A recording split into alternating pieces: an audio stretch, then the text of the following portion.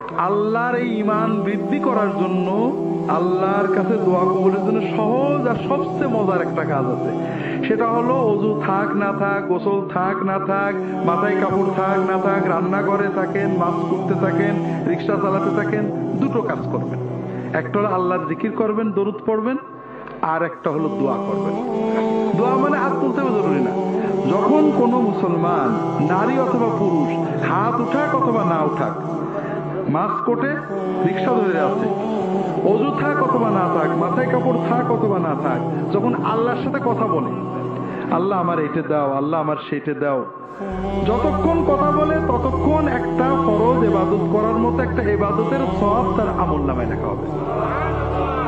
2 নম্বর লাভ হলো, এই যে দোয়া করছেন, আল্লাহ কোনো দোয়া ব্যর্থ করেন না। আপনি যা চাবেন, আল্লাহ এবারে ভর্তি পরীক্ষা দিচ্ছি, আল্লাহ এবার পরীক্ষা দেবো, আল্লাহ একটা চাকরি করছে, আল্লাহ আমার ছেলেটার এই অবস্থা এটা করে দেওয়া হয়েছে, আপনি আল্লাহর সাথে বিড়বিড় করে কথা বলছেন, মনে মনে কথা বলছেন।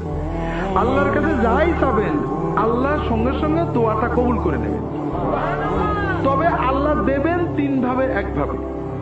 হয় যেটা চাইছেন ওইটা দেবেন, নইলে আপনার একটা বিপদ কাটিয়ে দেবেন, নইলে আল্লাহ আখেরাতে জান্নাতে আপনার জন্য সব জমা করে রাখবেন, লস নেই। 3 নম্বর, যতক্ষণ আল্লাহর সাথে কথা বলবেন মনটা ভালো লাগবে। কথা কি বুঝতে পেরেছেন? আর আল্লাহর জিকির করবেন সব সময়।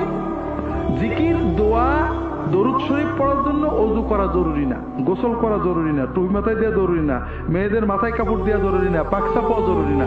এগুলো সকল অবস্থায় করা যায়। কথা বুঝতে পেরেছেন? এতে ঈমান মজবুত হয়, আল্লাহর দিকে মন যায়, দোয়া কবুল হওয়ার মতো পরিবেশ তৈরি হয়। কথা বুঝতে পেরেছেন? কাজেই প্রত্যেকেই নিজের মতো দোয়া করবেন, সবসময় দোয়া করবেন, আল্লাহর কাছে চাইতে কৃপণতা করবেন না। আল্লাহ চাইলে দেন।